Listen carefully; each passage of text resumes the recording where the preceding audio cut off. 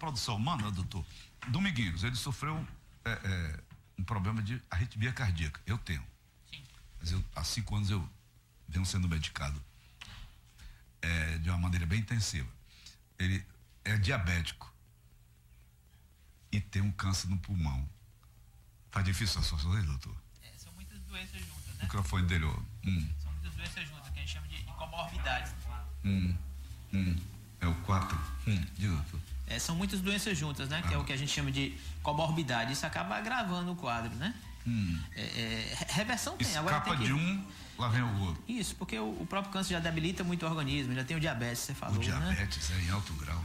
A doença cardíaca, então tudo isso associado, né?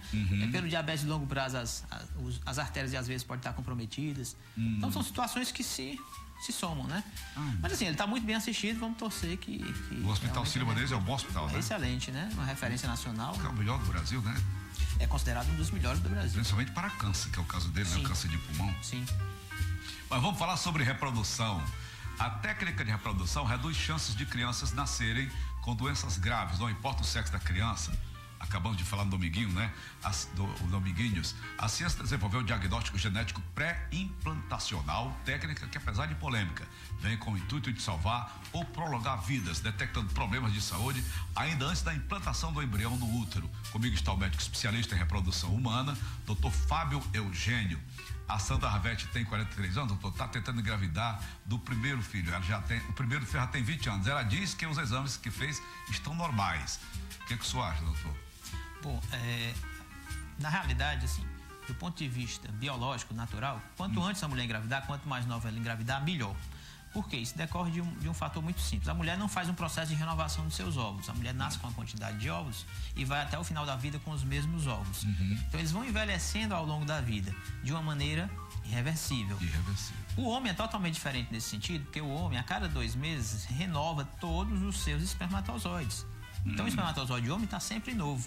Por isso que a gente comentou agora há pouco que um homem de 70, 80 anos, ele pode ser pai biológico, se ele tiver uma produção normal de espermatozoide. O pai do Gulli Blesas, com 90 anos, estava fazendo menino. Engravidou uma mulher. Muito bem. Já a mulher, não. A mulher, ela tem um conjunto finito de óvulos. Os óvulos dela nunca são renovados. Então, ela nasce com uma quantidade e vai perdendo. Esses óvulos vão envelhecendo ao longo da vida. Chega uma hora em que não tem mais óvulos, que é por volta dos 45, 48 anos. Ela não reproduz. Ela não reproduz mais com os próprios óvulos dela. Hoje em dia, a medicina reprodutiva tem, para esses casos, a opção da doação ovulada. Ela recebeu o óvulo de uma mulher mais nova. Isso. Muito bem. Então, esse óvulo, quanto mais novo ele for, menor o risco dele ter alguma doença, alguma alteração genética.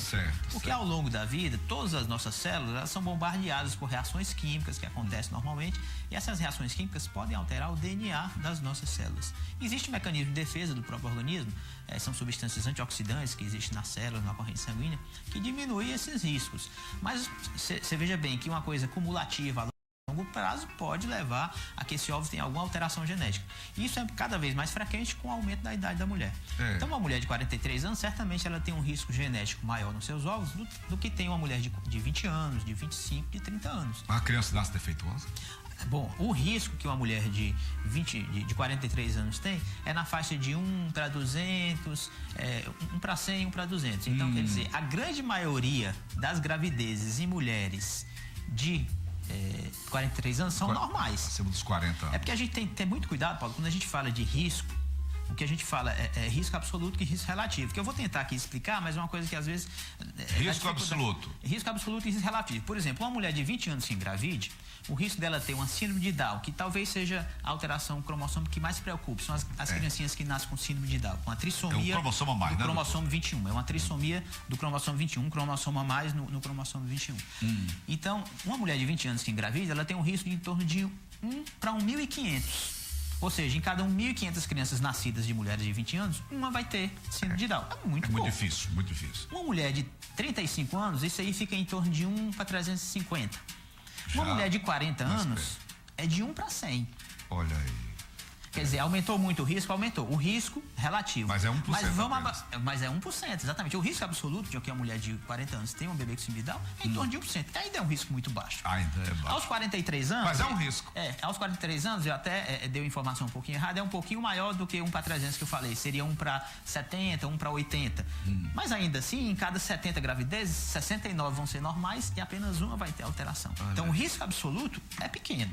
Tá? Então isso a gente tem que deixar para tranquilizar as mulheres, que a maioria das gravidezes em mulheres de 40, 41, 42, 43 anos vão ser absolutamente normais. Mas como o senhor falou na abertura, elas estão retardando, né, doutor Eugênio? Isso, o que acontece hoje que a gente vê em consultório, as mulheres estão adiando muito a primeira maternidade. Por quê? Porque é diferente do tempo das nossas avós ou as gerações anteriores, que a mulher engravidava com 16, 17, 18 anos e encarrilhava um filho atrás do outro. E era logo no primeiro ano. Exatamente. Então... O que acontece? A mulher hoje não, ela quer trabalhar, ela quer se inserir no mercado de trabalho. É verdade. É que ela quer encontrar um companheiro que vale a pena para constituir uma família. Isso às vezes demora. Então, às vezes, as mulheres chegam aos 32, 33, 34 anos e ainda nem pensaram em ser mães. Doutor, uma curiosidade. Semana passada eu olhei aqui com a senhora de 62 anos. Ela engravidou da própria filha dela, o óvulo da filha, né? Sim. Com o esperma do marido. Sim. Foi colocado nela, né? Isso. E ela teve uma gravidez não de risco, ela teve uma gravidez normal, teve a criança normal. Mas não existe o perigo da consanguinidade aí, não, doutor? Não, na realidade... Da própria filha? Não, na realidade existe isso é um pouco de mito, de achar que o sangue, quando são parecidos, ou tipo sanguíneo, ou de ser da mesma primos, família, parentes, né? Não tem isso? Mas teoricamente isso aí, Paulo, é se, por exemplo, o marido dela, se o espermatozoide tivesse um parentesco com o óvulo, né? Nesse caso, tudo bem, é o pai dela e a filha. Existe um aumento do risco aí do que a gente chama das doenças genéticas recessivas, né? São alterações que podem vir nos genes. As alterações recessivas são alterações que existem nos genes, que elas só se manifestam quando tem 2 cromossomos iguais. Então, às vezes, vem caminhando ao longo das gerações e não aparece, mas se houver a presença de 2 cromossomos iguais, aumenta. Mas aí a gente volta para aquela história do risco absoluto e risco relativo. Certo. Porque também é uma coisa que muito me perguntam. Eu sou primo de primeiro grau da minha esposa, será que tem risco? E existe esse risco também. Praticamente é um risco dobrado de doença genética. Mas é mais ou menos assim, vamos dizer, uma gravidez em que... Somando a idade contra a consanguinidade. As pessoas, vamos dizer que as pessoas não são parentes. O risco do que a gente chama de uma malformação congênita maior, ou seja, uma doença genética ou não genética, é em torno de 2, 3%. Quando existe uma consanguinidade de primeiro grau, esse risco aumenta para uns 5, 6%. Praticamente dobra o risco, mas ainda assim é um risco absoluto pequeno, tá? Tá certo. E voltando àquilo que a gente falou, então esse fato da mulher adiar mais hoje a maternidade, então a gente nota um aumento da procura pelo serviço de reprodução humana, porque fica mais difícil da mulher engravidar. Além de ter esses riscos aumentados genéticos, fica mais difícil dela conseguir uma gravidez com o passar do tempo. O José Gutenberg, doutor Teófilo, tem 36 anos. Ele diz que fez o espermograma e, segundo ele, o resultado deu baixo. Ele quer saber qual o tratamento que deve ser feito, doutor. Bom, nessas alterações de espermograma, primeiro tem que fazer uma avaliação completa do homem para ver hábitos de vida que possam estar interferindo na produção do espermatozoide. Por exemplo, dos hábitos de vida, o mais deletério seria o tabagismo. O alcoolismo, assim, quando é em altas doses também, né? O uso de substâncias alcoólicas em altas doses também, tá? Determinadas profissões podem aumentar o risco do espermograma, principalmente profissões em que há um aumento da temperatura no testículo. Aquele homem que é caminhoneiro, que passa muito tempo dirigindo, então passa muito tempo sentado, taxista. Então existe, porque o aumento da temperatura a nível do testículo pode prejudicar a formação dos espermatozoides. Então primeiro se analisa os hábitos de vida. Primeiro se analisa os hábitos de vida. A temperatura? Isso, porque o espermatozoide, para ele ser produzido de uma maneira adequada, ele tem que estar, o testículo, ele tem que estar 1 grau e meio abaixo da temperatura do corpo. Desculpa, fui eu aqui. Por isso que a gente tem o escroto, que é o saquinho. Isso. Aquilo ali, a gente diz, não é só de enfeite, aquilo ali existe, porque o testículo precisa ficar numa temperatura abaixo da temperatura corporal para que o espermatozoide seja produzido de uma maneira adequada. Então, qualquer situação que aumente muito a temperatura na região do testículo pode prejudicar a produção dos espermatozoides, né? Então, isso a gente avalia. Depois vai avaliar também a parte de alimentação. Hoje em dia, a gente está submetido a muita alimentação irregular, substâncias químicas presentes nos alimentos. Isso pode prejudicar também. Frituras. frituras e gorduras. E a partir daí vão se investigar as doenças. Uma das doenças mais comuns de causar alteração no espermograma é a varicocele, que é a dilatação das veias do testículo. Né? A varicocele é uma das causas mais comuns de infertilidade masculina. É uma espécie de varizes? Isso, é uma dilatação das veias do testículo. Isso é detectado pelo urologista. O urologista examina e detecta. Quando necessário, pede também uma ultrassonografia do testículo para comprovar. E a varicocele pode prejudicar a produção do espermatozoide. Doutor, a Simone, meu Deus, quem é? É um telefone imenso, acho que é lá de Portugal. Simone quer saber, doutor, se é possível engravidar com raladura. O que é isso? Não, raladura que as pacientes referem são inflamações no colo do útero, tá? Inflamação no colo do útero se usa esse termo genérico popular de raladura. Porque o médico avalia no exame ginecológico do colo do útero e vê uma areazinha avermelhada. E até para facilitar a comunicação com a paciente, diz: olha, você tem uma raladura. Isso em geral... Não, a grande maioria das vezes não. São alterações do germe da própria vagina, de bactérias da própria vagina, que pode dar inflamações ali no colo do útero. Só que a maioria das vezes são situações extremamente benignas, que são tratadas ou com pomadas ginecológicas ou com cauterização do colo do útero, e que na maioria das vezes não interferem em nada na fertilidade da mulher. Então. É uma coisa simples, não interfere em nada na fertilidade da mulher. Não interfere em nada. Raladura.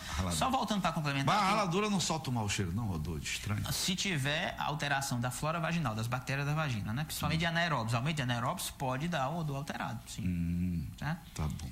O senhor ia falar o que? Só complementando a pergunta anterior, que ele perguntou o que fazer, né, quando o espermograma está alterado. Isso. Então eu disse que se faz essa investigação, se for encontrada alguma causa, a gente procura tratar, mas a maioria das vezes, Paulo, quando tem alteração do espermograma, é o que a gente chama de idiopático, não tem uma causa específica. Não tem uma causa específica. É uma alteração do próprio homem e muitas vezes não tem como a gente tratar, não tem como dar um remédio ou fazer uma cirurgia que vá melhorar a produção. E nesses casos, quando a alteração do espermograma é importante, a gente recorre às técnicas de reprodução assistida, seja a inseminação intrauterina ou seja a fertilização in vitro. Eu tenho um amigo meu, pessoal, que fez esse tratamento. Passou 10 anos sem engravidar. A mulher, ela agora tá vindo menina de ruma. Você tá fazendo menina até de camisinha, eu digo, rapaz, olha... Doutor José Ari de Pacajus, ele quer saber se a qualidade do esperma pode indicar alguma doença. Tem isso? A qualidade do esperma indica alguma doença? Bom, fora o trato reprodutivo, homens que têm alterações assim importantes no espermograma se pode detectar algumas infecções relacionadas à próstata, à vesícula seminal, sim, então outras coisas o espermograma pode dar uma dica. E também ficar muito atento que às vezes o homem tem uma alteração de espermograma, ele tem que ser avaliado por um urologista, porque as neoplasias de testículo, câncer de testículo, que é uma doença até relativamente frequente, mais do que a gente pensa, tá? O câncer de testículo ele pode ter relação também com fertilidade. Olha, quando descoberto no início, não. Hoje tem tratamentos muito efetivos. A metástase a Deus, né, doutor? Se for um estágio avançado. E hoje em dia faz essa cirurgia, se for necessário, retira o testículo, bota uma prótese no lugar, então fica esteticamente também... Tudo é possível. Tudo. Descobrindo no começo, a maioria dos cânceres eles são o avanço é grande, né, doutor, na área de vocês, né? É verdade, é muito grande. A medicina brasileira tem avançado muito. A Josi diz que tem cisto no ovário, tenta engravidar há 4 anos. Ela quer saber se a reprodução pode ajudá-la. É possível, doutor? Sim, tem que ver que tipo de cisto. O que é um cisto? O que é, doutor? Um cisto é uma estrutura cheia de líquido. Essa é a definição clássica de um cisto. Não é um caroço, não? Uma bola de sebo, uma coisa assim? Não, aí seria um nódulo. Quando é uma estrutura com uma estrutura carnosa ou alguma substância sólida, a gente chama de nódulo. O cisto normalmente é uma estrutura com líquido dentro. A maioria dos cistos de ovário também são extremamente benignos, podem ser tratados com medicação e logo a seguir ela pode engravidar. Talvez ela se referia ao que a gente chama da síndrome do ovário policístico, que aí é uma doença hormonal que acomete as mulheres e que pode dar alterações na visualização do ovário com várias pequenas estruturas, como se fossem pequenos cistos no ovário. E a síndrome do ovário policístico ela é a causa mais comum de anovulação. Ela bloqueia a ovulação da mulher. A mulher não ovula e com isso ela não engravida. Certo. Mas também hoje em dia existem tratamentos muito efetivos para isso aí. Indução de ovulação, correção do fator ovulatório, existem tratamentos muito efetivos para esses problemas também. Já posso escolher o sexo do meu filho? Eu tô com 62 anos de idade. Vou fazer agora 16 de março. Quem quiser mandar presente, eu trouxe. Pois bem, na minha idade, o senhor já falou que até 70 anos a gente está firme e forte, né, doutor? Não, lógico. Eu posso escolher. Ele tá renovando, né, o espermatozoide. Eu vou fazer esse trabalho que o senhor está executando, né? Reprodução humana. Sim. Doutor, eu quero uma menina. Isso é possível? Bom, tecnologia existe. E aí a gente teria que dizer que tem duas situações. Primeiro, se eu pudesse separar no sêmen, porque quem determina o sexo do bebê é o espermatozoide.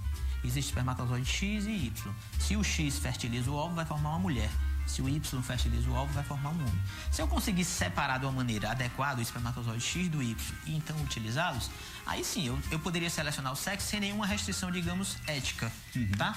E existe uma tecnologia que foi desenvolvida nos Estados Unidos, que está patenteada lá, mas que logo deve chegar aqui no Brasil, que chama Microsort, que se consegue, através de citometria de fluxo, que é um aparelho muito avançado, de separar o espermatozoide X do Y. Porque eles têm uma pequena diferença de peso, não é uma diferença assim infinitesimal, uma coisa mínima, mas se consegue separar. E aí se utiliza o espermatozoide X ou Y para fazer ou inseminação ou fertilização. Esse tipo de tratamento, ele não teria nenhuma restrição ética. Agora, tem também a seleção de sexo na fertilização in vitro. Nesse caso, formam-se os embriões. Era aí onde eu queria chegar. Aí formam-se os embriões, quer dizer, o embrião já está formado. Aí você vai estudar uma célula do embrião, tá? Para saber se o embrião é normal geneticamente. Isso se chama o diagnóstico genético pré-implantacional que você citou aí no início do programa. Bom, essa tecnologia... E esse é o seu trabalho hoje, né? Existe essa tecnologia para evitar o quê? Doenças genéticas no casal. Isso, tá? Isso. Então, às vezes, já tem uma história familiar de uma hemofilia, de uma distrofia muscular, de alguns tipos de anemia que são transmitidas geneticamente, doenças que são transmitidas geneticamente. Nesse caso, a gente pode estudar o embrião e evitar que o embrião com aquela doença seja colocado no útero da mulher. Agora, essa mesma tecnologia, ela também detecta, como a gente vai ver os cromossomos, detecta o sexo do embrião. Tá? Mas é bom que se diga que o Conselho Federal de Medicina só permite que se faça essa técnica de avaliação do embrião para a detecção de doenças genéticas ou para evitar doenças genéticas, não apenas para a seleção do sexo. Por quê? Porque vamos dizer que o casal queira um bebê do sexo masculino. A gente forma os embriões e o casal resolve transferir por útero os embriões do sexo masculino. O que fazer com os embriões do sexo feminino? Porque eles estão prontos, são vidas que estão ali. Então, existe essa restrição ética de você fazer a seleção só para determinar o sexo. Pode ser feito para analisar geneticamente o embrião para evitar a transmissão de doenças genéticas. Aí você não está querendo ser Deus, né, doutor? Não, lógico. E você também tinha perguntado se tem tecnologia para selecionar características físicas, cor do olho, cor do cabelo. Certamente, cor da pele. Pelos avanços da tecnologia, isso já é possível. Isso já é possível. Já se consegue mapear todo o DNA do embrião antes de colocar no útero. Mas também a maioria dos países, porque a legislação em reprodução assistida, Paulo, varia muito de país para país. Tem um país que permite alguma coisa, outros não. A do Brasil eu acho muito boa nesse sentido. Apesar da gente não ter ainda uma legislação, a gente tem uma orientação do Conselho Federal de Medicina. Mas, por exemplo, a maioria dos países não permite essa seleção, digamos assim, só para uma característica física da criança. Porque isso se tornaria aqui no Brasil tem um jeitinho, não tem um brasileiro, não tem? Bom, se houver, mas aí é fora do que diz o Conselho Federal de Medicina. Doutor Jânio, prazer ter o programa. Prazer também. Muito simpático que o senhor venha sempre. Obrigado. Aqui. Venho sim, tá certo? Prazer. Quando tiver novidade dessa área, eu adoro essas coisas. Pois não. Eu sou um médico frustrado. Viu, doutor? Virei com o maior prazer. Tá bom, doutor. Obrigado.